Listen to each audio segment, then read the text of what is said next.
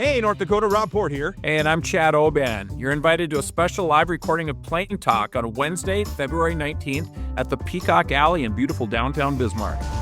We'll be interviewing special guests, reacting to the latest headlines, and answering questions from the audience. Admission is free, so plan to arrive early to grab a great spot.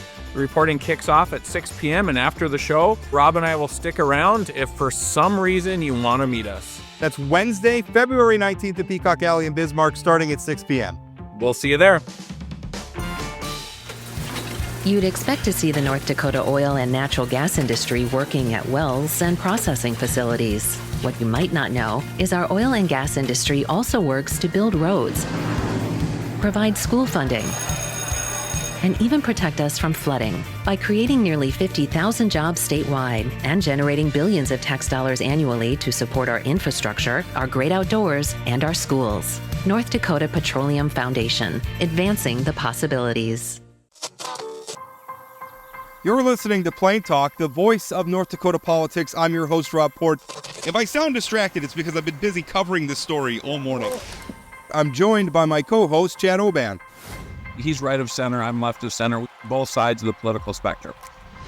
I think it's cathartic. I think it's a necessary and proper debate. I'm glad we're having it. And honestly, we have to do better. Okay, I don't know why I'm getting blamed for this, right?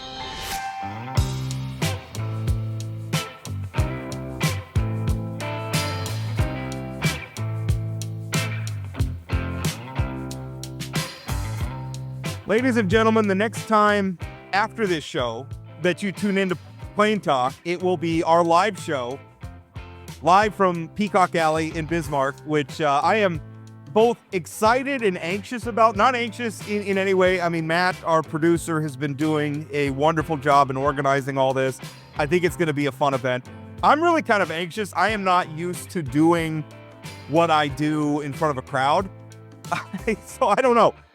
It's going to be interesting. It's going to be fun. And it's good, right? To get out of our comfort zone a little bit, Chad? Yeah, and just so you know, I've organized a group of people to boo you every time you talk at the live event. And so just be prepared for, I thought that would maybe take the edge off a little bit, maybe make you feel a little more comfortable. You thought heckling me would make me feel more comfortable. Maybe, that's my natural environment. It's just, writing stuff and then reading my hate mail. So, hey, listen, Rob, after listening to the interview that you and Aaron had with Drew Wrigley, it seems like just getting really angry and yelling about people who disagree with you is the way we should do things. So I'll get the hecklers going so you can yell at them. I should note I had a really good conversation with Drew after that interview.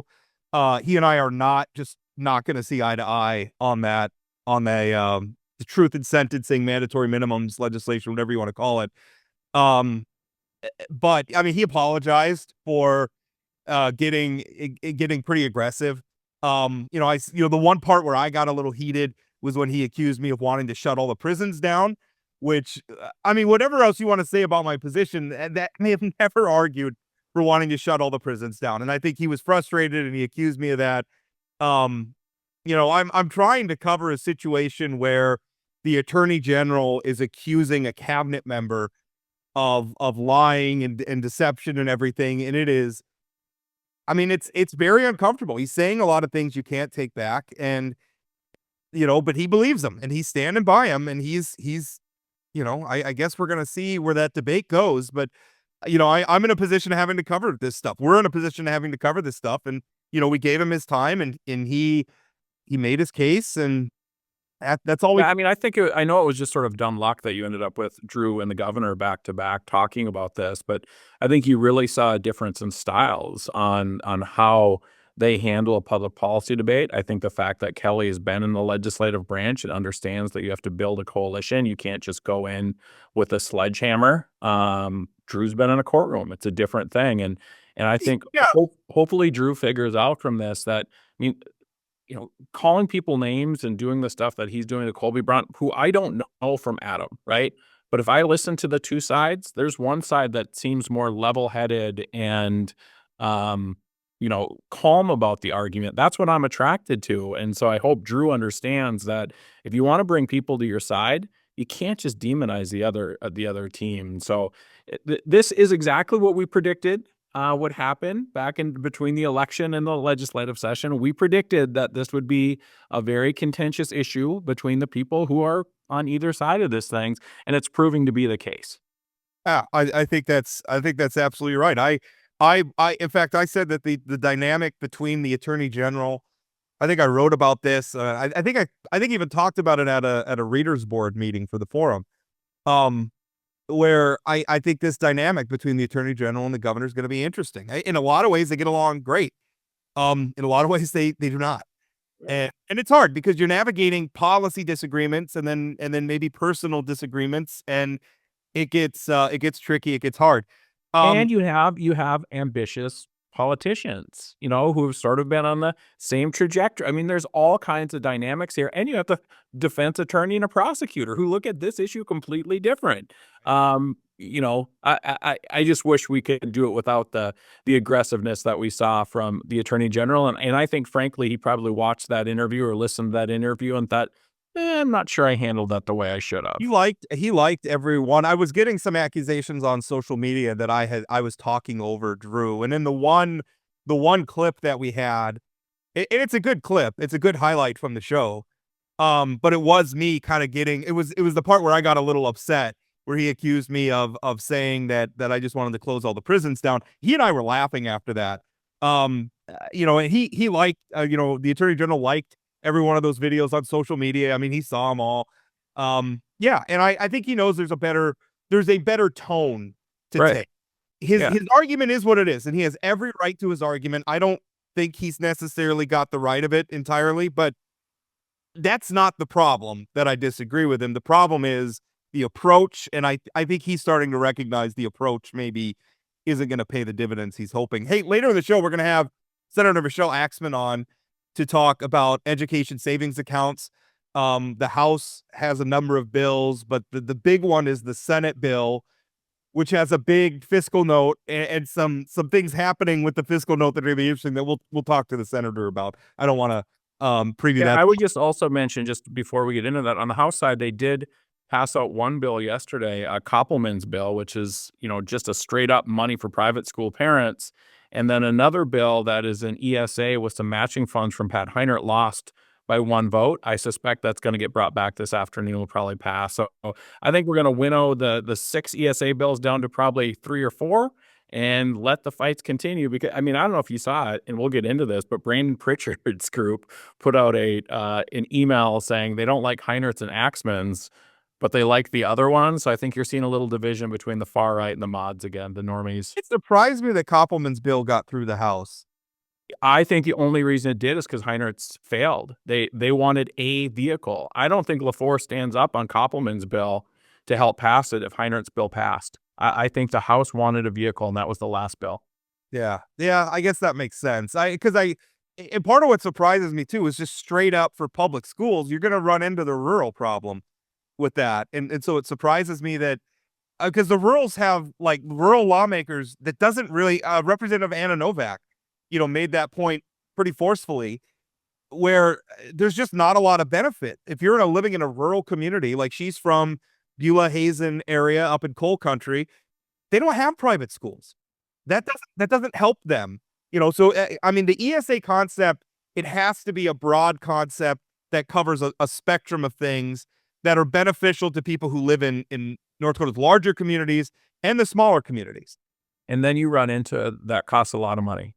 It does cost a lot. It costs a lot of money. But we'll have plenty of time with Senator Axman. Yeah, we're previewing a topic we're going to discuss. We were supposed to have Representative Hoverson on today. Now, his 10 Commandments bill failed, but we were going to talk to him about why he put that in the first place, but also some of the other legislation that's out there, the intelligent design legislation, the Christ is King legislation, all of these things.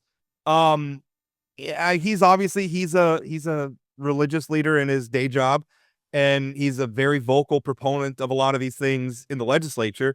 But he was sick. He said he's just not feeling well, and which happens. It seems every legislative session, right? There's a bug that tears through it. So he had to cancel today, but one's looking forward to that conversation. I'm wondering what the status of my hypothesis about cultural bills so far. I think your status that people are pushing back on these things is probably pretty accurate still at this point. I At this mean, what we point, had on, we have a lot of hurdles to get right. over. But I mean, on the 10 Commandments, that got a 10-2 due pass out of committee and then got absolutely throttled on the floor. You had people like Jamie Davis standing up and talking about it from a Native American perspective. You had Pat Heinrich and Mike Nathy standing up from a Catholic perspective and also the lawsuit perspective. It was a very interesting group that opposed the 10 Commandments and absolutely throttled it. One of the reasons I love the legislative process is because I look at these bills when they get submitted, and I obviously have reactions to them, and those reactions get filtered through my lived experience and my knowledge. But particularly in the committee room, how often these bills bring out points that I hadn't considered. And so one, there was a native, and I am remiss in not remembering her name, but she was a Native American woman who spoke on the Christ is King resolution, about the history of like Christian missionaries in North Dakota and the perspective of Native, like declaring this for Native Americans who sometimes, they obviously have traditional spiritual beliefs and things like that.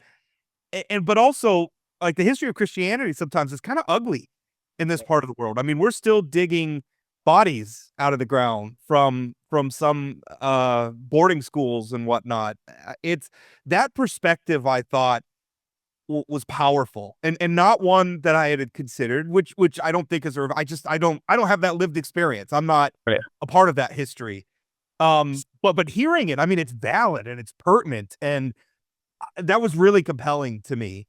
So we had the 10 Commandments that went down, but then the Christ is King resolution got a overwhelmingly do not pass out of committee. I think it was 8-1 or something like that. I thought that hearing was really interesting because Representative Nico Rios, who we probably talk about more than he deserves on this podcast, I mean, basically stood up and said, I found God, and so everybody else should find God too. I don't think that's the legislative process. But then you had clergy stand up and say, whoa, this is not the way this should work. And I was proud of the committee for basically seeing through this and saying this is not, because it is a messaging bill. I also thought it was interesting Representative Rios started his testimony by saying, where is everybody? Because there are so many missing legislators from that committee. And I don't know if they chose not to come because they thought it was a waste of their time or, there is illness going through the Capitol right now or what. But I was proud of the committee. And I think it does back up your early on thoughts that some of these religious sort of culture war things aren't getting the oxygen that they have in previous sessions. I think there's a weariness with them. We're also a little bit removed from pandemic, which kind of turned the volume up. Everybody was stuck at home and maybe had more time than they needed to get upset about some of these things. I think the real litmus test, it's going to be interesting. The intelligent design bill, sort of, inserting intelligent design into curriculum in North Dakota schools, which first of all, I don't like the legislature micromanaging curriculum in the first place. In fact, I even thought, some of the stuff that is more benign even than this, like the citizenship stuff or the patriotic stuff when we're putting it in and students have to take, The civics test, which is open civics book test. and everybody passes it. Again, it's kind of like forcing the pledge. I mean, That's not teaching listen, people I things. like civics, and I Right. do. I mean, sometimes I look at Facebook and I worry about the woeful level of civic knowledge that is available there, or that is on display there. But some of those bills, like the intelligent design bill, which by the way has legislative leaders on it, and the book ban bill, Senator Bame's book ban bill, those are kind of a litmus test, I think, for my hypothesis. If those go down, I think we can really say there's been a shift at the legislature. Intelligent design is going to pass, Rob. You think I so? mean, I think when the two majority leaders basically said, we're Christians, so therefore we should put this into curriculum, I think it was a huge mistake. I think the book ban, again, because of the people who are behind it, I mean, Senator Bame doesn't have a bunch of followers. I think that's going to run into some problems. Also, librarians. Senator Hogue's on the book ban bill. Jeez. Yeah. Senator Hogue's on some terrible bills. There's like also an anti-DEI bill that was heard this week that basically said you can't teach that one group is superior to another group, and doesn't really clarify what that means. So North Dakota United testified against and said, so how do you teach the Holocaust? Because clearly the Germans thought they were superior to the Jews. How do you Right. teach You're not those things? right. I mean, obviously nobody's teaching that I mean, I hope nobody's teaching that Yeah. the Nazis were right. But they believed it. That was their belief. Yeah. And what frustrates me also about that bill is the exact same bill is passed in Florida, the exact same bill. Like literally every sentence is the same. And I hate those bills that legislators take from other states and then just introduce them as is. So, I Especially when think it comes to like cultural bills, like I don't think there's a wrong with saying, well, Texas has a really good approach to regulating oil wells. or AI. Yeah, I think you're right. But especially these things that are mostly cultural and messaging bills, it frustrates me. So, we will see. I mean, it is problematic when the majority leaders get on some of these bills. I think they obviously bring some juice, but we're talking about books again. What's the Yogi Berra saying? It's deja vu all over again. It sometimes feels like that every legislative session. Yeah.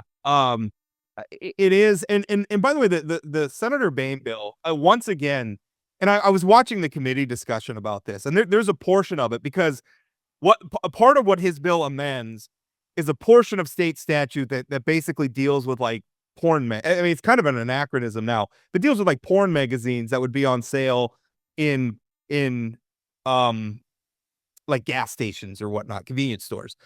And obviously, like a lot of times you see them and they're sealed in plastic or they're behind the counter. And the reason for that is in statute it says you can't have that kind of stuff on display. And so they modify that to include books. And so it's a part of the statute that applies to any business in the state, not just libraries, but anywhere bookstores, Barnes and Noble, anywhere where kids can go, right? Obviously, I bring my kids in Barnes and Noble all the time at the mall here in Minot. And if you have a book in there, right, that's available, that's open, right? The material's open. So if you think of all the books that are just sitting on bookshelves, you could grab one down and open it and read it. If it has pictures in it, I guess look at the pictures. Anything like that has to be sealed or put in a place that's not accessible to children. So, I mean, if you have the Game of Thrones or, a book that I just bought recently, A Clockwork Orange, or some of these books, I mean, they have sex scenes in them. They have violent scenes in them. And they're not, I will admit that they're not appropriate for kids. But that statute, the idea is, well, it just applies to schools. It just applies to libraries. When I read that statute, no, it doesn't.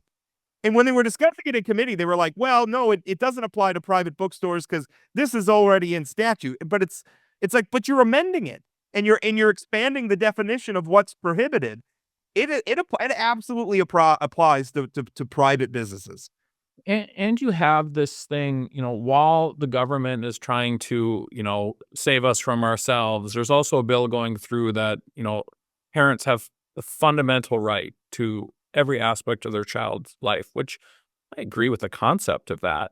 But is it my responsibility as a parent to decide what my kid reads, or is it the legislature? You can't have it both ways. You can't say but I only want to give fundamental rights to parents who agree with me. That's what the legislature is telling us with these bills. When I look at when you drill down and you look at some of the fights at like the library board level or the school board level, and you look at some of the books that they're wanting to, I'm remembering Slaughterhouse-Five by Kurt Vonnegut was one in the Williston School District, and somebody was against it, and they said, well, it's violent and it portrays war, it's violent and ugly. It's like, yeah, that was the point. That was the whole point. But I think about that. Those books I collect used books. I absolutely love books. I have close to 800 books in my home. Those books are sitting on a shelf where my children can get at them at any time. So I don't understand why, and again, that's my choice in my home and I, as a parent, but I don't understand. And I am really hoping that people have come to look at their libraries. Go visit your library, go talk to your librarian. They're not villains. They are not trying to turn your kid gay. So I think that's a really, really interesting point. I would want to add, if you read the Bible close enough, there's some violence in there and some unbecoming things as well. But I would encourage legislators to go to their public library, to go to their public schools. I mean, so often you hear from these legislators who are saying this is happening, this is happening, this is happening because they saw it on Facebook or they saw it somewhere else. When was the Go to last time you were in there? Yeah, go to a public school, spend a day with a teacher, spend a day with an administrator, really find out what's going on in those schools. It'll make you a better legislator, I guarantee it. I think sometimes, because you're right, I think they see it on social media, on X or Facebook or something like that, YouTube, and maybe there really is a librarian somewhere who's just out of hand, right? Yeah. Maybe there is. I mean, there's a lot of librarians in this country. Hey, And Rob, I would suggest there's some lawmakers up at the Capitol who are completely out of hand. We would hate to judge all our legislators based on that. that's fair. That's fair. But I mean, just because you see some weirdo librarian in San Francisco who's maybe really trying to do something we can all agree is untoward, and I'm making this up. I don't have a specific example in mind, but I mean, maybe if that doesn't mean it's happening in your community. That doesn't mean you could just say all librarians are doing this. That's not the case. I mean, do we have I mean, we should make legislation when we have a real problem to solve in North Dakota. I don't perceive that we have a problem to solve in North Dakota. Again, there's a bunch of people at the Capitol who only want families and individuals in the state to act the way they want them to act and believe the same things and think the same things.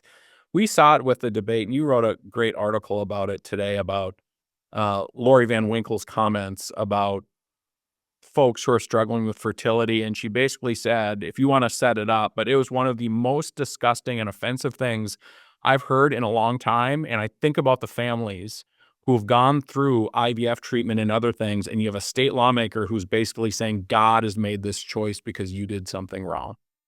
It is one of the most, as you said, one of the most fundamentally ugly and hurtful things I have ever heard an elected official say on the floor of our legislature. It is, and I think we've been very lucky in my family. We have never had any problems with fertility. When we've wanted to have children, we've had 3 of them, and it's been wonderful. And we are very lucky in that regard. Not everybody is, and how difficult that is. I mean, I mean how fundamental the desire to procreate is in humanity, right? I mean, it's a primal thing. It is a fundamental thing. And when you can't do it, it shouldn't surprise any of us that there are very hard feelings. A lot of people, they struggle with it emotionally. They feel like there's something wrong with them. They really do feel like they're being cursed. And it takes a lot of work to convince them there's nothing wrong with you. You haven't been cursed. Sometimes things just work out the way they work out, and try to have a healthy attitude. And to have somebody like that say that this is God, her God, cursing you is repugnant. I mean, even setting aside how we may or may not feel about the legislation that was being debated, which I thought was stupid legislation, which, by the way, is another cultural bill that went down in absolute flames. Would it get 10 votes? I just, what she said, even aside from that, Lori Van Winkle is not fit to sit in the legislature. She's going to say things like that. It's disgusting. So in the risk of being a little bit too open here, I mean, I don't think it's a surprise to people that Aaron and I adopted our son, right? I mean, you generally don't jump to adoption unless there's other things that have led to that. And so I think about us. I think about friends of ours who are literally in the process of doing IVF right now. People you and I both know, Rob, who every 6 months are living and dying with test results that they're getting back. Has it stuck? How's it going? Having miscarriages that absolutely just wreck them. And then this woman stands on the floor and says, basically, you did this to yourself and you deserve it. I don't know. There's nothing I can say beyond you. I agree with you. She does not deserve to be a legislator. And every woman, every family should look at this person, because I guarantee there's nobody listening to this podcast who doesn't know somebody or love somebody who's had issues with fertility. And what is she saying to those children that were born through IVF? What is she? There's a lot of people who become parents because of science. I guess the logical conclusion is that they've evaded God's will, God's will. I don't want. It's so stupid. It's like I don't even want to parse it. Like what? There's no logic to it. It's just mean, vile hatred. And I didn't watch the debate. I'll be honest. I read your article. I didn't watch it. Did anybody stand up and say, this is wrong? What you just said offends people. I mean, I think what elected officials don't understand is people are watching this stuff. They're watching it and hearing these words, and they're saying, this is what the state thinks of me. I have watched so much. If I'm remembering right, most of the people who stood up were supporters of the bill. But I don't think anybody, because I think everybody knew where it was going.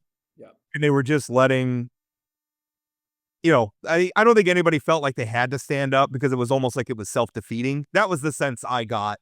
Yeah. That was my read on the room, was just like, sometimes you just point like, listen, she said it, and it's self-defeating. And really, I would argue after she probably cost herself votes. Like there may have been some people who were very pro-life and were on, and that was a ridiculous bill. If you don't know what it was, it would have basically meant, it amended like the criminal statutes around murder and assault and things like that to include the unborn. So basically, and the way she put it, and there's some science about what Plan B does, and Representative Lori Van Winkle clearly doesn't understand it, but she was even talking about like taking, abortifacient pills or whatnot. Even that would be, basically if you took a pill that caused you not to get pregnant, in her mind, that's murder. And it's absurd. I would just also add, this is bad for Christianity. If you're a Christian and you have Lori Van Winkle standing on the floor and saying this, and then you have Nico Rios being the spokesperson for Christ as King by using the words of white national or Christian nationalists from hundreds of years ago, this doesn't move Christianity forward at all. I think it's bad for Christianity. It's bad for their brand. So let's I think you're right, and the reason I think that is a lot of what we're seeing right now with the Trump movement and the MAGA movement and all of that, and really what you could say is kind of a larger backlash against Democrats, really has some roots in what I perceived as progressive or liberal overreach on issues like DEI, on issues like trans girls in sports. Like we've really had some cultural things that were being they went too far. Like even if at the beginning it's justified, right? Like you want equality between the races, but we get to a point where it's like we're condoning police stations getting burned down. Like it went too far. And maybe some of it, the perception's unfair, but perception is reality. And there was perception that it went too far. And some of it, there are times when Trump's riding herd on DEI or somebody just said something stupid that I kind of enjoy it. Cause it's like, yeah, in some ways you had this coming. But here's the thing, Christians, is when there's overreach, there's backlash. And so if you're this overreach you're doing right now, maybe you can get some of these bills through, but there will be a backlash because when you go too far, the voters will turn on you. Are you ready for that? Are you ready for the damage that you're doing to your own cause? Because right now, Democrats and liberals are reaping the whirlwind of some overreach, right? That can happen to Republicans and Christians too. Right. And, I think when we talk about things like DEI and other things, it's also how do you define those things? And I think people have a very bad definition. I mean, if we're training people on how to understand differences and get along and all that kind of stuff, that's a really important thing, right? I agree. But some of it. But if it's a DEI policy that says, well, because men were historically on top, then you specifically, Matt Smith, don't get this job or don't get admitted. Is that fair? Well, yeah. I think that's sort of a simplistic look at it, Rob. As you can imagine, we could talk about DEI for the end of time. I just think when we blanketly say things like DEI are bad, and it's such a wide swath and people define it so differently, that we sort of get into trouble. I guess what I was trying to say is I'm in favor of, hey, let's get along, let's be nice to each other, let's try to understand each other. I'm not in favor of we're admitting too many Asians, so we have to block Asians from getting admitted to college so that other people can get admitted. I don't want to do the sort of thing that we have to drag one group of people down to create equality. I want to lift everybody up. And if the policy has to hurt one group to help another group, it's the wrong policy. That's my personal. Yeah, in risk of, I know we have Senator Axtman waiting to jump on, but what does that mean in terms of veterans preference? Yeah, that's fair. I mean, do we get rid of veterans preference because it puts veterans ahead of other people? So it is just a bigger conversation than people maybe want it to be. No, I think that's completely fair. It's when we start giving preference to one group of people over another, we create a lot of problems and a lot of even when it's well intentioned, like veterans preference, well intentioned. Even I would argue, preference for racial communities, Native Americans, blacks, even that well intentioned, trying to create some actual social and economic rights and some wrongs. But that doesn't, the good intentions don't necessarily justify the policy. All right, we're going to take a break and then we're going to come back. Senator Axtman joining us. We're going to talk education savings account coming up next. The work done by the thousands of North Dakota oil and natural gas workers is working to improve energy independence and national security. Working to make America more competitive around the world. And working to provide a better today and tomorrow for everyone in North Dakota and across our country. North Dakota Oil and Natural Gas works for our future. North Dakota Petroleum Foundation, advancing the possibilities. Welcome back. As promised, we're going to talk education savings accounts, and there's a number of bills about ESAs or school or the school choice policy question in general. We had our guest, Senator Axtman, on back before the legislative session started, talking about, because this was something that a lot of work was done on in the interim, and specifically the concept of education savings accounts, which in my mind, I almost see as distinct from school choice. I think school choice can be a part of ESAs, but I think the appeal of ESAs, the benefit of ESAs is a lot bigger than that. And I say that as somebody who supports school choice. I absolutely. But I really like the idea of making funds available and giving parents who have some special needs kids the ability to access some additional help or tutoring or whatever they need. Kids that are really excelling in a particular area and getting them to a camp or getting them to some extra classes to enhance that. I think giving North Dakotans that flexibility, which we could do with ESAs, would be fantastic. But the school choice, as we've seen from our letters to the editor, we have a lot of people who are perceive that as taking funding away from public schools. In fact, we have somebody who believes that on this call, Chad. Hi, Chad. Yeah. Can I comment on that, Rob? Absolutely. Okay, that's why I'm here, right? Well, first off, thanks, Rob and Chad, for having me on to discuss this. I'm super excited to let the public know where we're at in terms of all the bills I'm bringing forward, and the potential. But you're spot on. I don't know if you heard on the floor yesterday, even just talking about the amendment on Senate Bill 2400, someone tried to say, well, this isn't really a school choice bill. And that was a dig at the bill. And I'm like, no, you're right. Like, it's not a school choice bill. This is, I coined it an educational opportunities bill because it's so much more than that. And so, in fact, when we worked on the bills over the summer, I actually found we just stopped even calling it school choice. We just called it educational opportunities because it was so much less about choosing one school over the other and so much more about families choosing an educational opportunity. Making some funds available for tuition if somebody chooses to go to private school, that can be a part of it. Yep, but that's also an educational opportunity for them. But it's about a lot of other stuff, and that's what's really, because I really want ESAs as a concept. I want to get the foot in the door, and I want to include all the things that most people agree on, and then we can talk about the controversial stuff. That's my thought. Your bill is Senate Bill 2400. Correct. And tell us where that's at. I know it's gotten some fiscal notes recently. I had one, and then the fiscal note came down quite a bit. Walk us through where that's at right now. Yeah, absolutely. I just actually brought it forward to the Education Division of Appropriations this morning. So the amendment passed on the floor. My committee felt to they wanted to amend not the dollar amounts, but the qualifying percentages. So they moved the 200 to 300% of federal poverty level and the 400 to 500. That amendment did pass on the floor. And then just this morning, the bill as amended was heard in the Appropriations Division. And they mentioned they probably would not take action on it until Monday or Tuesday. So, Senator, you're going to be shocked by the things that I'm going to bring up here.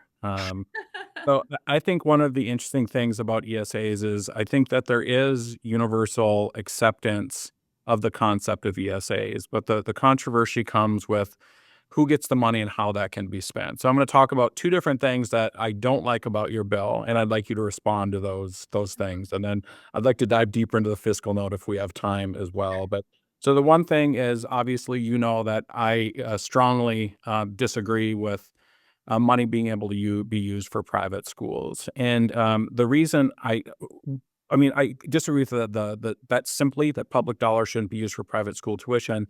But in addition, all the other things we're talking about in terms of things that can be used by the ESA are things that are in addition to what the government is already funding.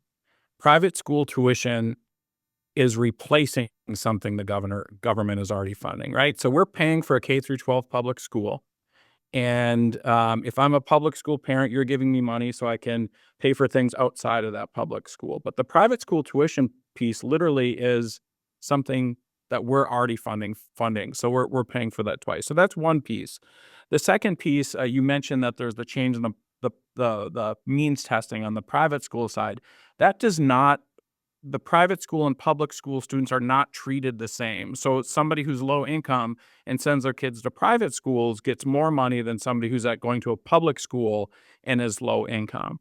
I don't think that's fair. I think every student should be treated the same way, if it's just $1,000 across the board or the means testing. And the reason I bring this up is I got an email last week from a former principal at the state's largest private school, who basically said, in the Catholic system in Bismarck, if a Catholic student wants to go to the Catholic school, the Catholic Church finds the money for them to be able to go to that school. So we're not really subsidizing that low-income private school student. We're subsidizing that school instead. Whereas if I'm a public school parent and I'm at 200% of poverty and my kid has disabilities and all these other things, I'm not getting subsidized by the school to pay for those things. So why private school tuition, and why not treat everybody equally? Because I think those are two fundamental flaws in the policy, which overall isn't terrible if those two things were removed. That was a lot, Chad. So Yeah, I understand. But I also just said, Andrew, just so you know, I Yeah. know how these podcasts work. It might never get back to me to ask another question. Yeah. So I need to get all my stuff in. you can call me anytime, Chad, to ask this question. But I feel attacked by that, Chad. I feel attacked. so, okay, I don't even know where to start with all of that. Private school tuition, and why not treat everybody fairly? Okay, we don't ever treat everybody fairly in any we have income tax level differences. We have differences there. Where the differences in the tiered for the private school, the non-public school students really came from raising the families that are at those income levels up, because they don't have a fair shot right now at affording a private school tuition if they feel that that is the best learning environment for their kid. So if you're making $62,000 as a family of four, I don't know how right now you afford two kids if you feel like the non-public education provides a better learning environment. Well, Senator, can I just jump in with one thing? But how about the fact that the school is covering those expenses right now? And even if you go to Light of Christ's website, it says that pretty clearly. If you're a Catholic, we'll make sure that you can go. Absolutely, Chad. That's not every school. So that's one. And how long can we continue to do that? If everyone felt like that was the best learning environment, do they have the funds to continue to do that? No, obviously, the donations of the church are going to run out at some point. Is that because my niece and nephew went to Catholic school in Minot, and I don't think that it was is not correct. So not every private school does. Yeah, I don't know that that's a universal thing even among the Catholic schools. It's not. And that can't be continued forever. If every student said, I can't afford that. And some of the schools don't means test if it's, for that. And so the policies range so widely across our non-public schools. Some don't take any tuition assistance. Some do. And when, you think about that, there's a lot of other schools that have range in tuitions as well. So that's where the tiered came from, is looking at those income thresholds and finding, is that the best environment? I'd like to kind of talk a little bit, Chad, about one point you brought up is that the $1,000 for the public school supplements and enhances what they're getting, but the other is just a trade out. I see your point, Chad, but I also have seen something different. So I have my older child is a little reserved and hesitant and self-conscious at times. And her now going to a religious school has opened her up.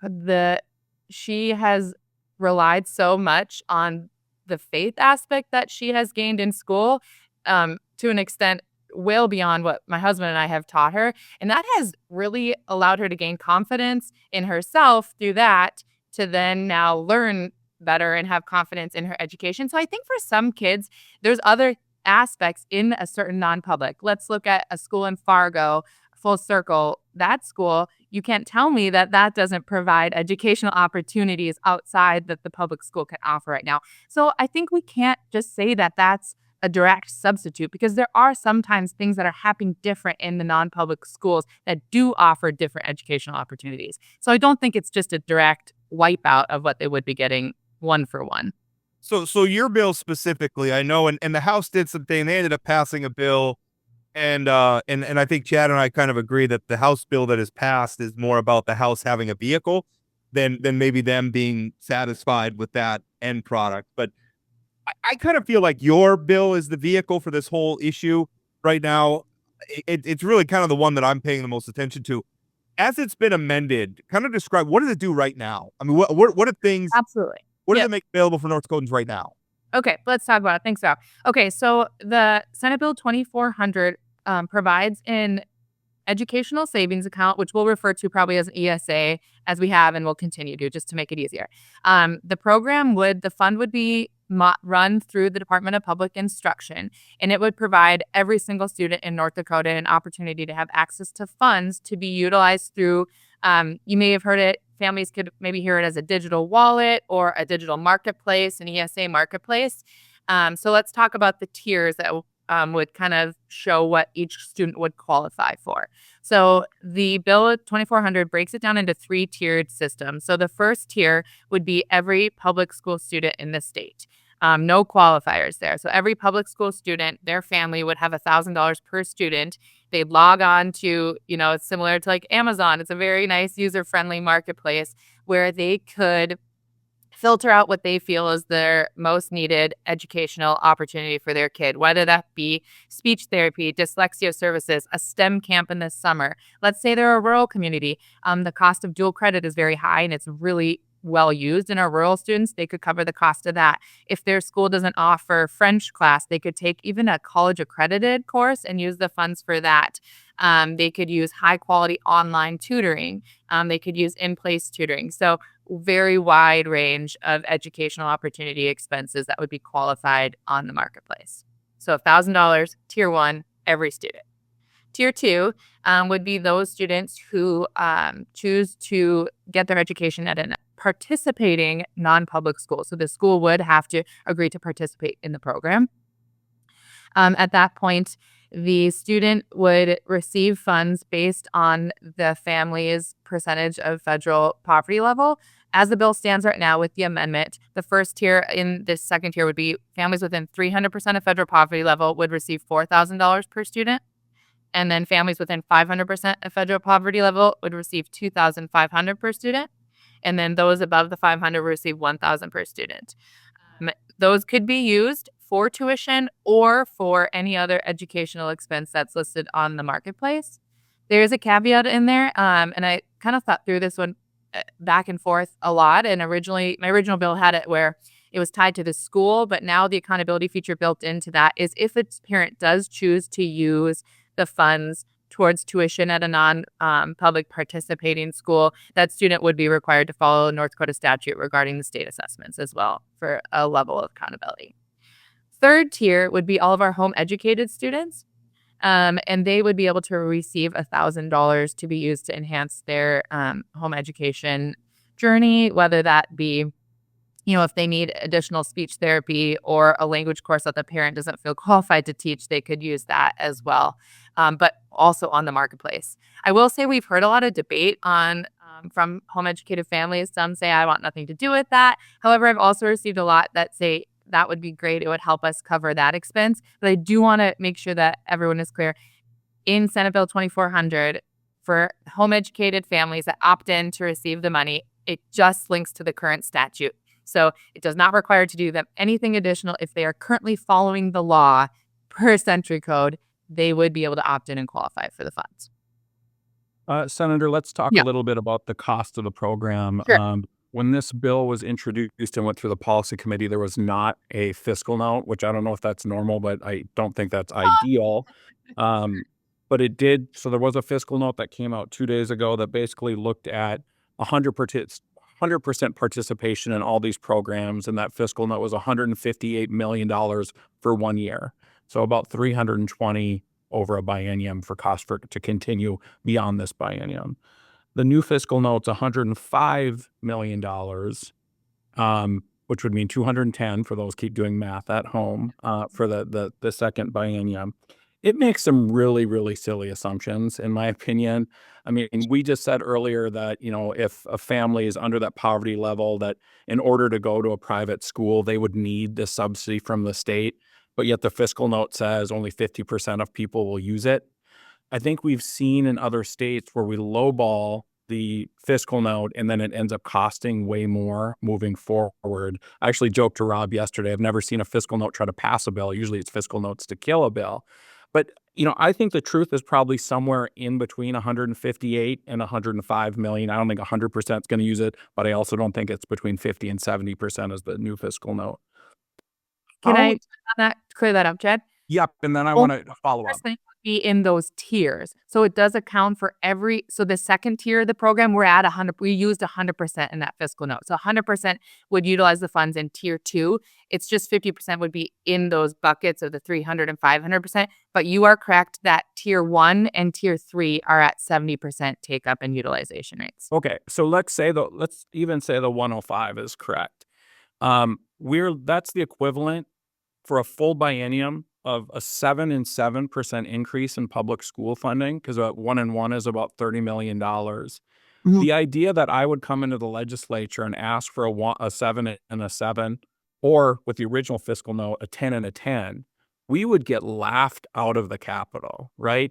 And so why would there be money for this sort of new big government program to do this stuff when we haven't been willing to invest that in public schools in the past? Because the governor, I think, had $44 million per biennium in his budget, and this is twice as much on the lower end for just 1 year.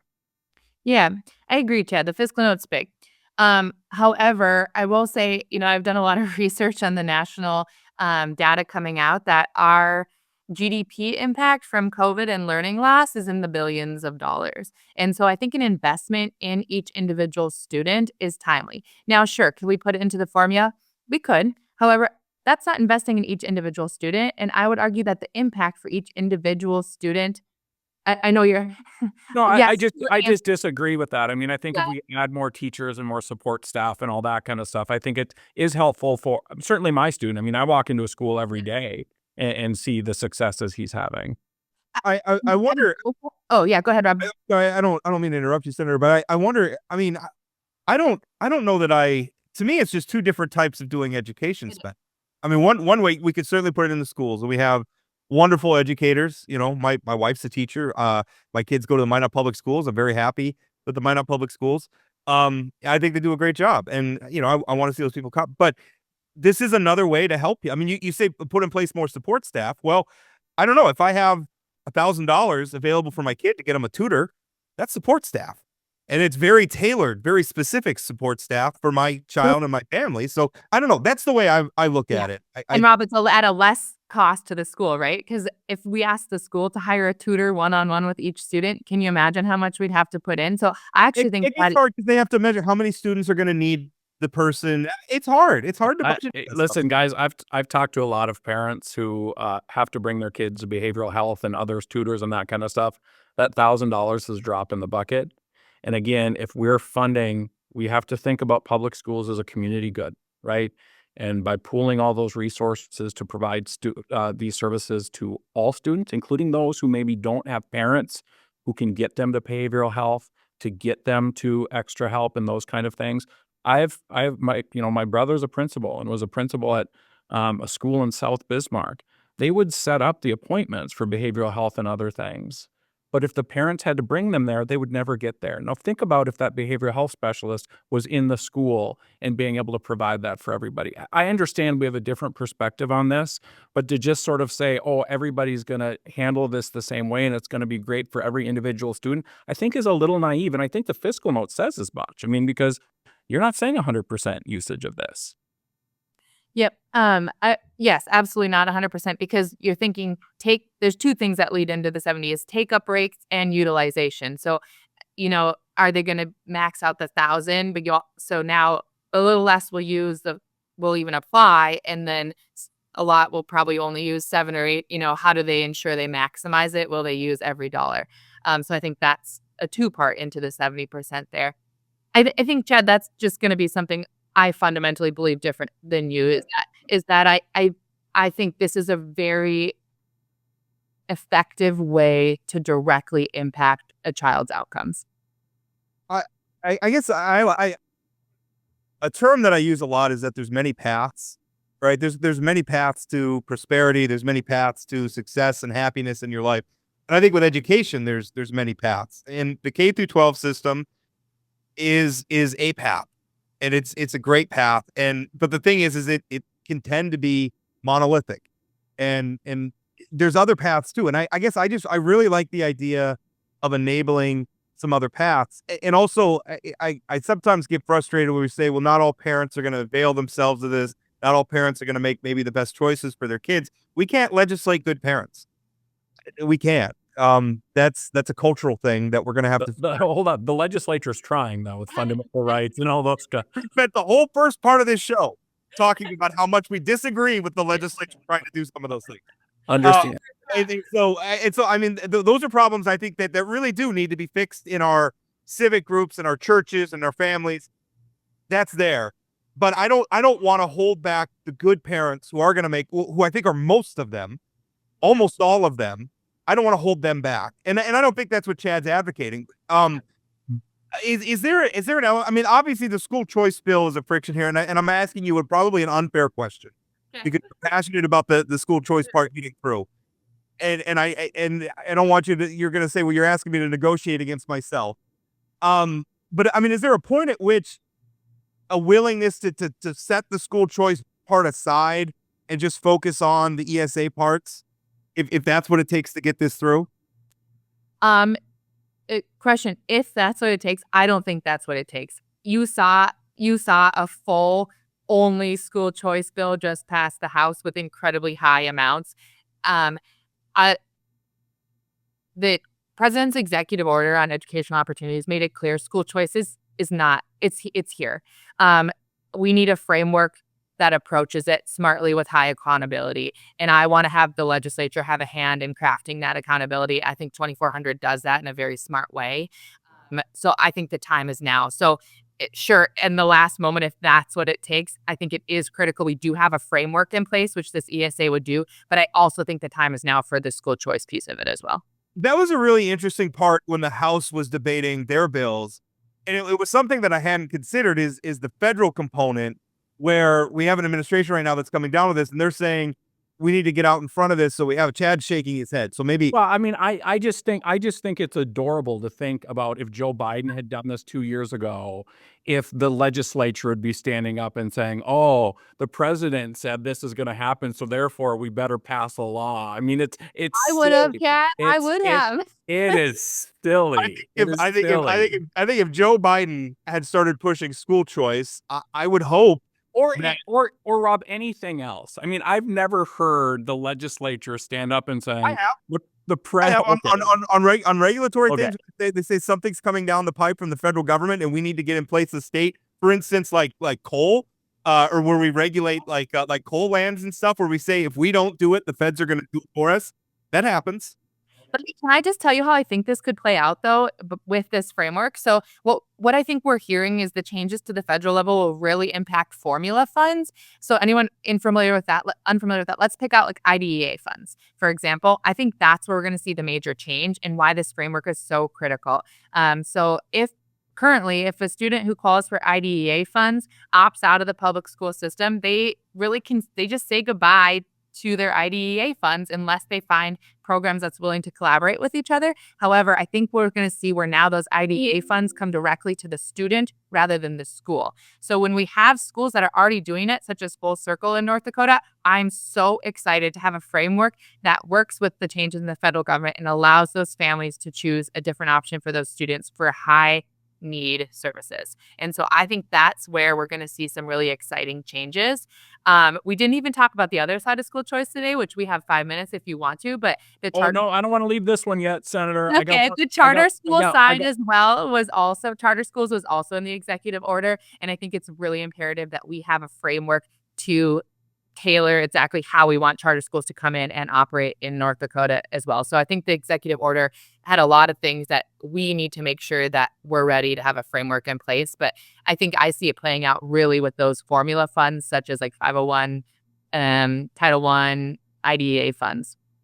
So I think we should have the senator back on to talk just about charters, because I actually think that charters are something people don't understand. I think True. even Don't know. people in the state who work on I don't know that I understand them. Exactly right. So let's make that happen. But before we leave this one, I do have a question for you. And one of the things we talked about earlier is that private schools will help subsidize tuition of students. And one of the ways they're able to do that is the legislature passed a pretty significant tax credit for people donating to those funds. So if I give $100,000, I get a $25,000 tax credit. I think it works. If this ESA goes through and we're giving, again, public dollars to parents to pay for tuition, would you support closing that loophole? Because now the state's paying for it twice now.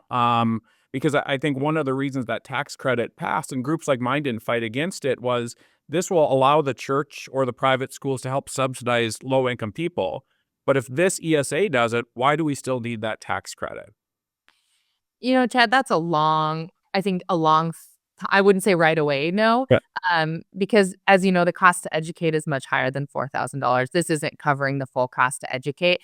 And those donations could go to other things that the church needs as well. And so maybe sure, if the program goes and we see how it goes in the future and we can increase the $4,000 to cover the cost of education and those dollars make more sense through this framework than that framework, absolutely. But I don't think shutting the door on that day one is a smart decision either until we know what cost to educate and what utilization looks like and how those two worlds work together. So I think we should take the money raised for athletic facilities at private schools and put that into tuition for poor kids.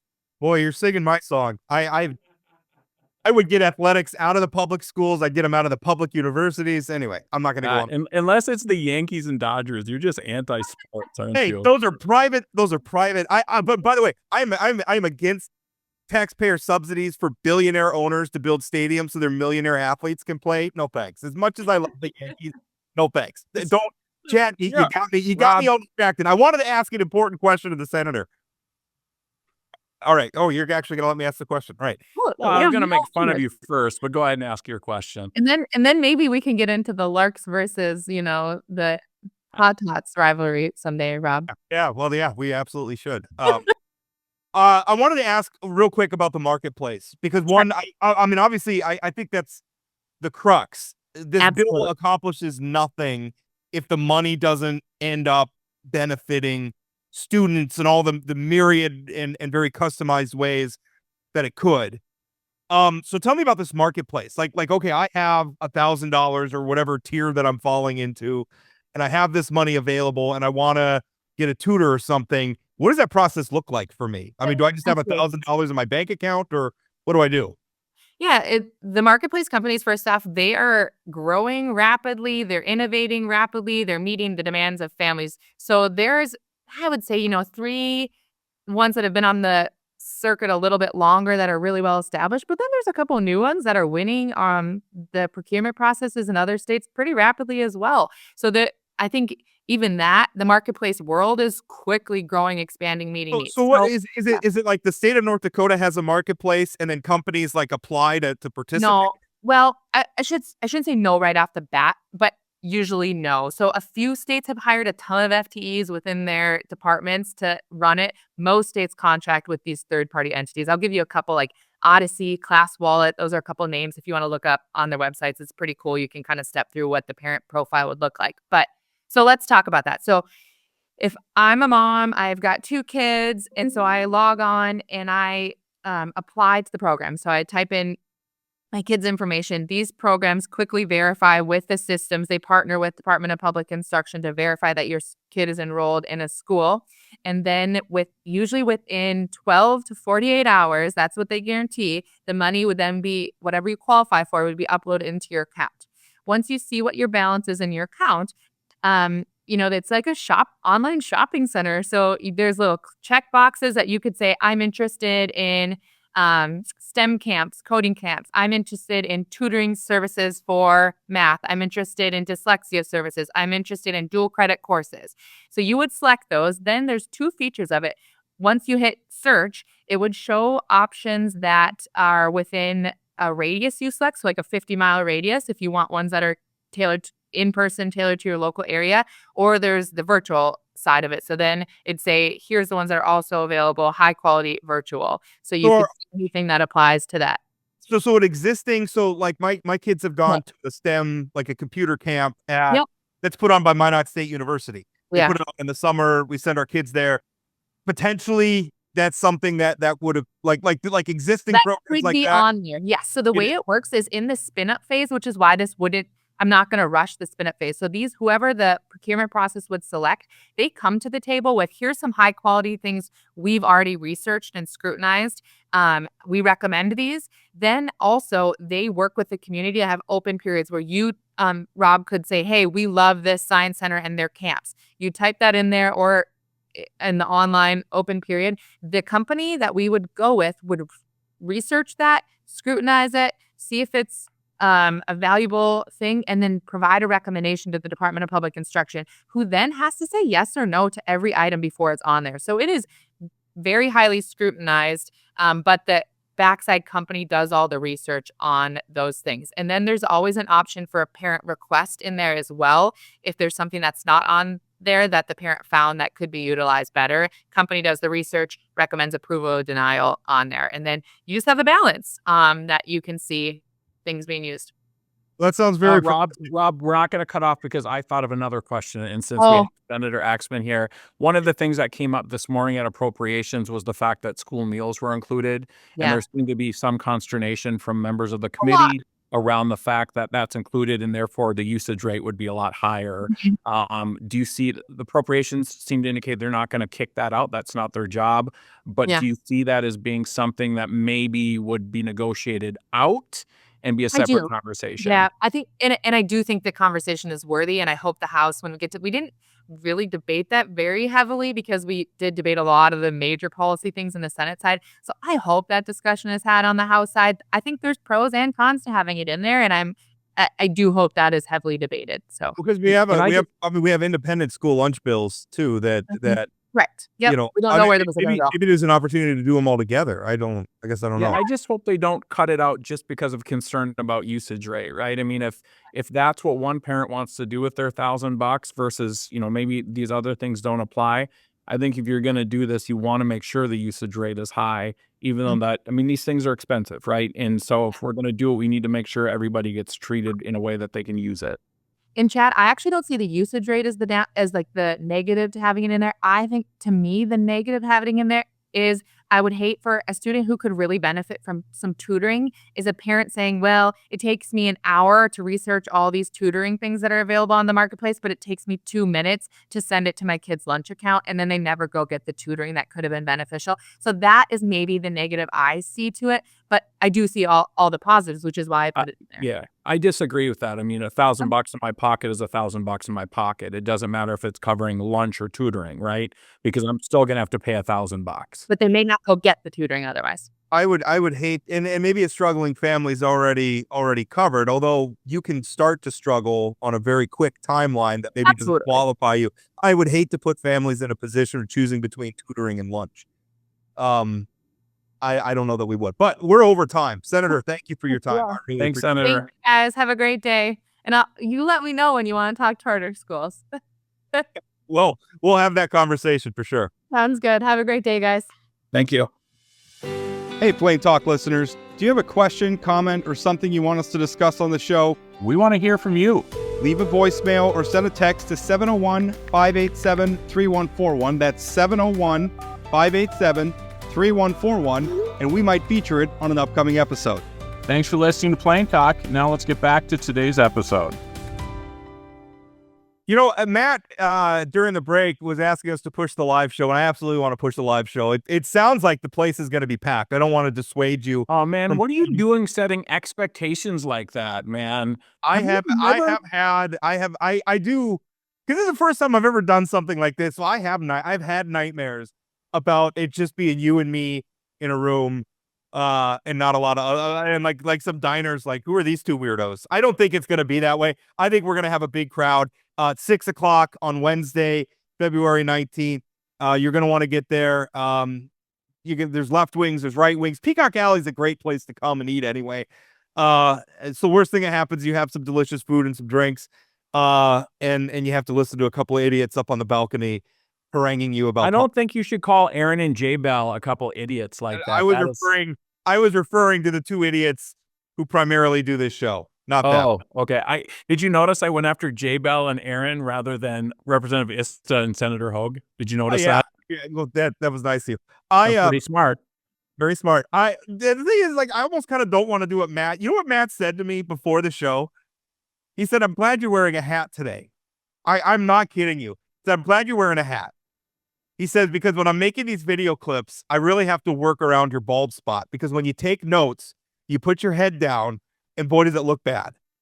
Well, I mean, I don't have a bald spot. I'm just bald, so. Right, so that's okay. So you just owned it. I'm still clinging to the idea that I have hair up there, and apparently it looks bad when I put my head down and the webcam's just full bore right into my bald Rob, spot. I mean, like, I'm going to defend you a little bit. I've been doing this podcast with you for a long time, and I've been looking at that bald spot for years now, and it looks fine. I wouldn't say it looks good, but come on. It looks fine. It looks fine. Hey, so at the conclusion of the interview with Senator Axtman, she said, "Thanks for being nice to me this time, Chad." And I said, "I was nice to you the first time, just in a different way." And she got quite a kick out of, evidently, when I'm a jerk, that's just me being nice in a different way. The other kind of nice. I think we disagree, and I think maybe I did a better job of disagreeing. Listen, I mean, we started the show talking a little bit about Attorney General Wrigley, and obviously he gets very fired up, and we all have these things. I don't think any of us would be in this business and all the various ways that we're in it if we didn't care. And it's hard at times to set aside emotion. I get mad. The one reason I can't read social media is the number of people I see who are just confidently holding forth on things that they do not and it's not even just that I disagree with them. You fundamentally don't know how it works. And it makes me mad, and then I want to respond to them all, and I just shouldn't. It's just not a good use of my time. And Senator Axtman and I fundamentally disagree on public dollars being used for private schools, right? I mean, you and I fundamentally disagree. Yeah. And so what does this look like? And again, like, I think the idea of ESAs are fine. Would I rather just have this huge sum of money dumped into our public schools to benefit all students, all 125,000 public school students? Yes. I don't know that that's going to happen this session. And so what can we do to make sure that it's benefiting the most kids and most families possible? And I think that's a conversation we need to have now. Yeah. And I do think there's value in doing education more than one way. This is an addendum to our public schools. And I do think schools can be monolithic at times. I was somebody who has never fit well in a classroom. I spent a lot of time sitting out in the hall because I had a hard time in the classroom. I spent a lot of time down at the principal's office. And I wonder if in the 1990s, if there had been more programs available for somebody like me, if I could have done a little better. I mean, basically, I got through school because I am very, very good at taking tests. So I would just say, one, we already have school choice in North Dakota. Anybody can go to any school they want. They can even homeschool them without any regulations, hardly at all. It's who funds that choice. And I would just push back a little bit on public schools being monolithic. There's incredible progress that's been made in the last 6 to 8 years on innovative education and doing education differently for different students in public schools. I think we should have Dr. Amy Kopis come on at some point and talk about all the different things that are happening in public school districts, because that's one thing that sort of makes me angry. And I hear that during this debate a lot, is that, well, public schools are just doing this outdated sort of thing and not recognizing the incredible progress that's been made to make sure that our kids are being educated in today's world. We are certainly better now than we were in the 1990s when I went to school. Right. We have made big strides. That doesn't mean that we can't continue to get better. And that doesn't mean that we also can't try some different mechanisms. I would say public school advocates aren't out there saying we're pitching a perfect game here. I mean, that's the other thing. But I do think to recognize CTE centers and some of those things that are being done dramatically different than how we did things in the past is important to recognize. One thing that I think that's really important, because we make public policy in the aggregate, but we experience it on an individual level. So when we make broad appropriations to public schools, it's great. There's we have all these additional resources, but your individual experience in navigating them and accessing them in the school, some schools are going to do it better than other schools. Some schools, based on the communities that they're in, are going to have more resources than others.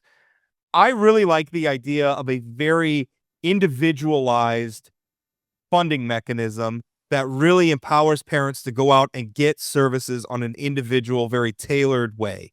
I like the idea in addition to all of the things that we're already doing in K-12. And I like the idea of every kid in the public system getting an individualized learning plan for what's best for them. In order to do that, we need to make sure that we're not spreading our funding too thin. And I will tell you, Rob, all of us look at this. I think your point of we do policy from aggregate but experience it individually. I have a second grader, Wilmore Elementary School, and when I sometimes talk to legislators who are saying the public school system is failing and we need to upend the whole thing, that makes me very angry because this system is working for Evan. And so as a parent, when I hear those things, I'm not hearing it from a lot. I don't think Senator Axtman is saying that. You're not hearing it from me. But there are people who, and as part of this debate, you often hear, we have to do this because little Johnny, I heard the story about one kid in one place having a bad experience. I don't think anecdotally we should be doing that. And I think by and large, parents in public schools are having a great experience. And so why not double down on that great experience and fix it for everybody else rather than diverting the money? And my biggest concern, Rob, is what we've seen in Arizona and Iowa and other places. These things start with $105 million. And next thing you know, both programs are costing, both public schools and ESAs are costing hundreds and hundreds or billions of dollars. I mean, it's fair. I don't want to create a runaway cost problem. But on the other hand, I think sometimes, like, I am probably not as interested in defending the institution, and not even that they have to be defended. Like you said, our schools have to be fixed. Acknowledging that every school could probably do better, I don't think Minot Public Schools needs to be fixed. I think they're doing a great job. I think there's things that we could add to do better, and I think this is one of them. And this is a way, instead of pouring more money into the existing system that we already have, I want to continue to fund that appropriately, but I also want to put some money down a different avenue to achieve things that complement what we're already doing. But you and I are going to just have a disagreement on what does it mean to continue funding it properly as well, right? I mean, so the governor says 2 and a 2% increase. The legislature's at 3 and a 3. With what it's costing to educate kids, inflation. I don't know if you've heard, we had some inflation over the last couple I have years. visited the grocery store recently. Okay, good. Although I thought Trump was taking care of that on January 20th, yet to happen. I think he forgot Minot. Yep. But I do think, what does that look like, right? When we have a teacher recruitment and retention crisis, if we're only increasing funding by 2% or 3%, teachers are going to get a raise around 1% because the rest is going to be used for healthcare and other things. That makes me nervous that we're not going to be recruit the staff we need in our schools and diverting money at these levels. I mean, this is if the lower number is correct, it's $105 million per year, Rob. That's real money. That's, we're talking about over 10 years, $1 billion. Yeah, but I don't perceive it as diverted. That money is going to go to helping kids get educated. And if we continue to, and if the schools get a 3 and a 3, that's pretty much in line with what they usually get. So, and we're falling behind, right? We have the teacher recruitment and retention problem is getting worse every year because we're only 3 and 3. That's what they've historically got. I'm not saying that the $1 billion is necessarily taking away from public schools. I'm saying that $1 billion should be invested to make our schools even better and better funded moving forward. You can't tell me if somebody brought in some other program for $100 million that wasn't being pushed by Donald Trump and others at a national level, this legislature wouldn't be saying, we can't afford that. And if I hear one more time about the executive order from Donald Trump, since when did we care what the feds say about how we should educate our kids in North Dakota?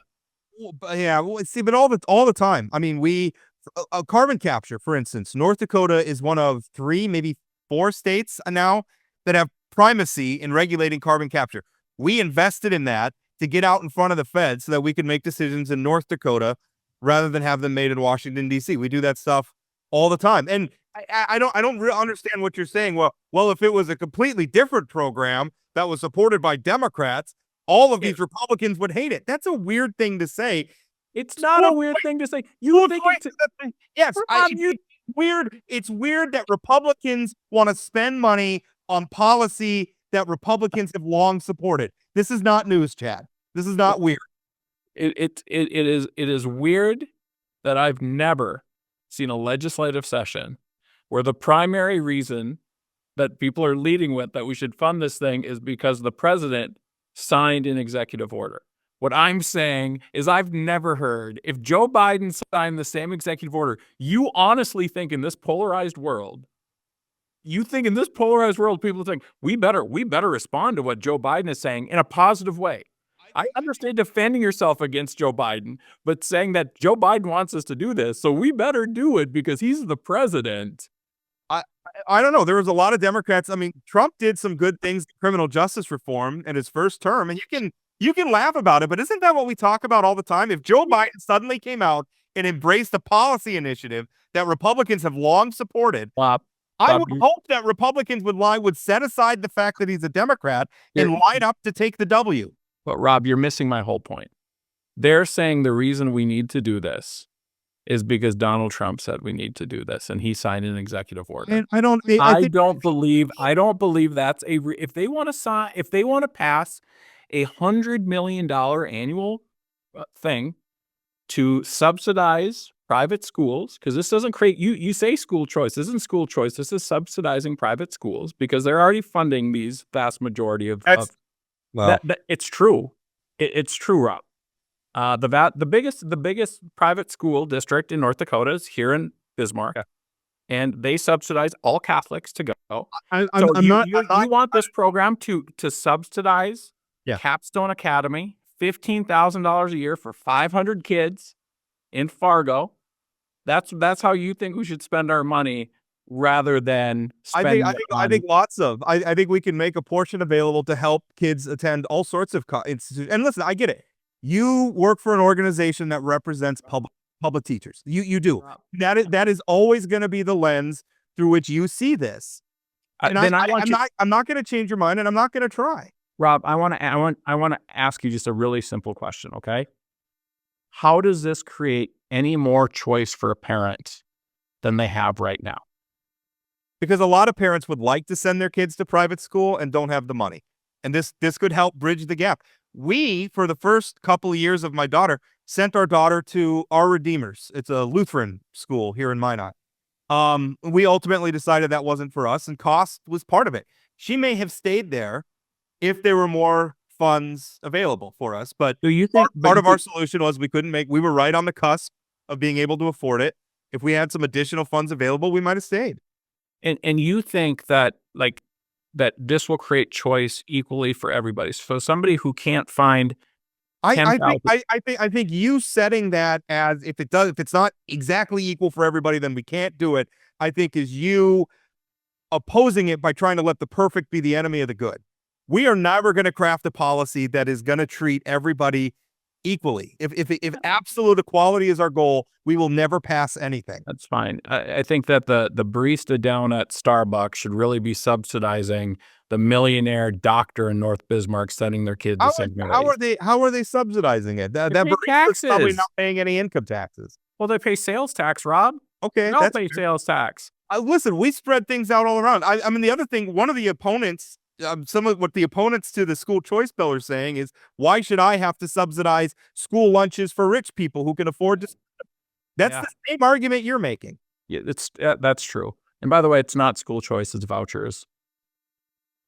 Okay, whatever you want to call them. I don't care what you want to call it.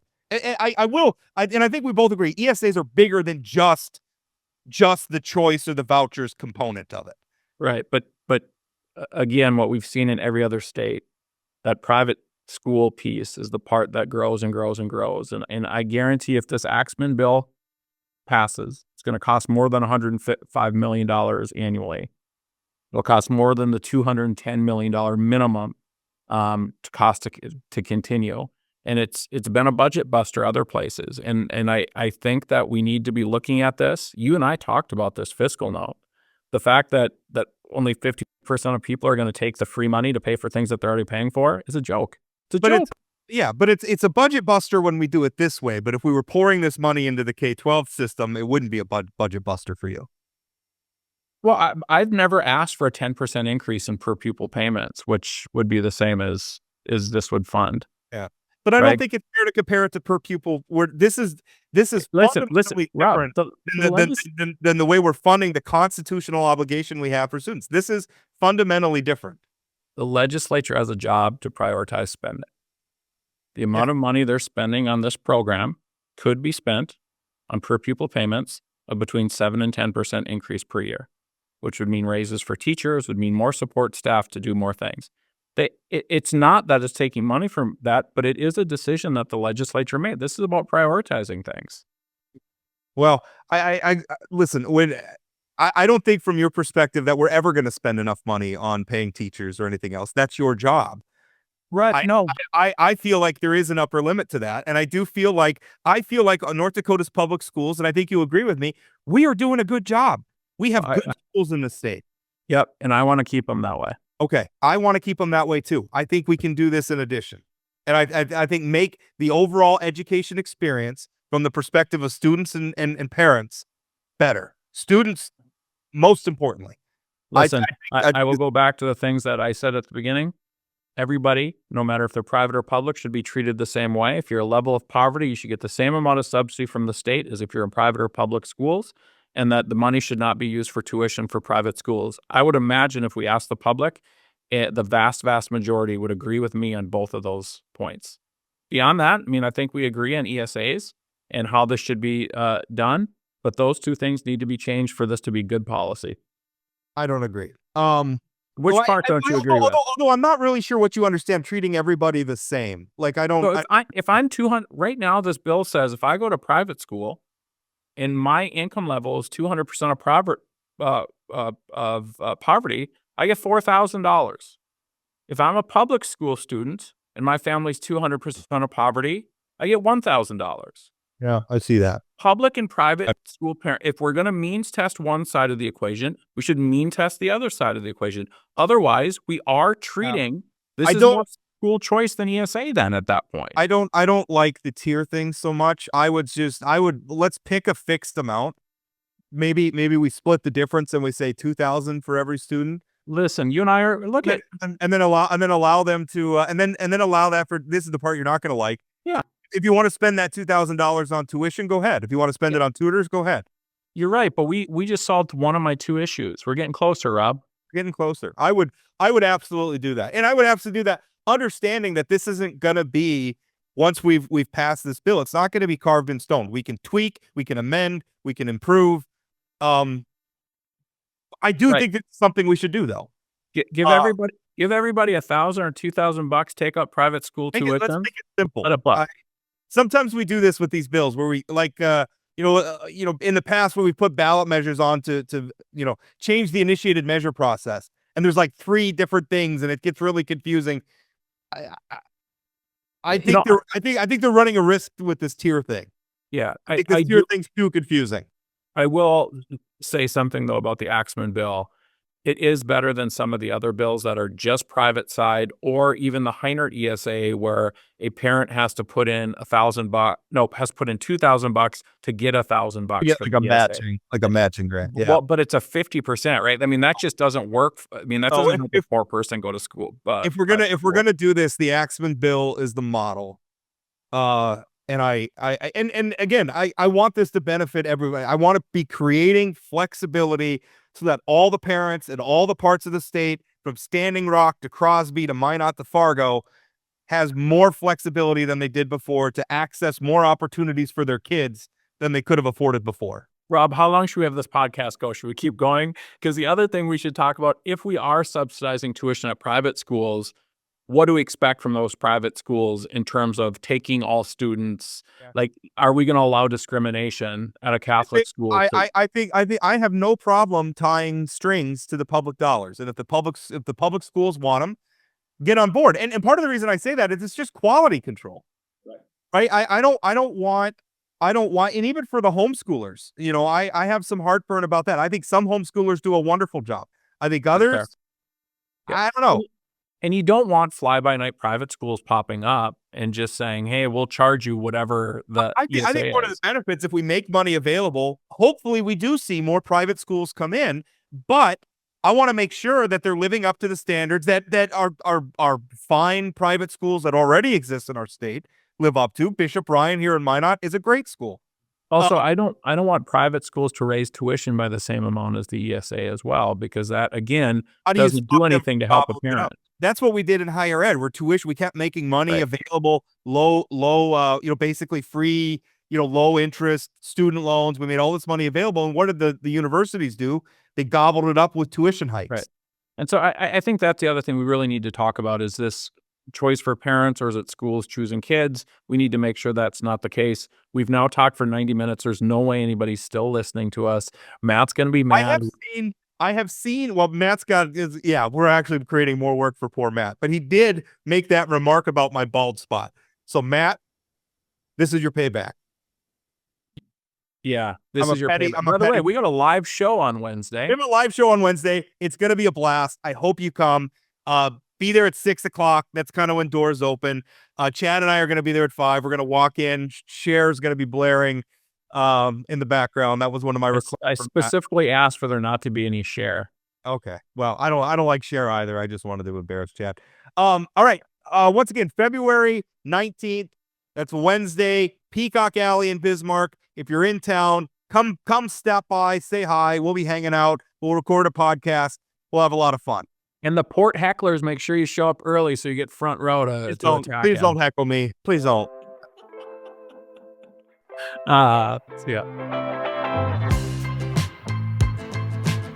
That's it for today on Plain Talk, the voice of North Dakota politics. Plain Talk is a production of Forum Communications Company. Got a question, comment, or suggestion? Leave us a voicemail or send us a text message at 701-587-3141. That's 701-587-3141. If you haven't subscribed to Plain Talk yet, you can find us on YouTube or your favorite podcast platform like Spotify or Apple Podcasts. For those of you who are already hooked, give us a rating or review. And don't forget to share or tell a friend. Special thanks to my co-host Chad Oban, and from myself and everyone at Plain Talk, thanks for listening.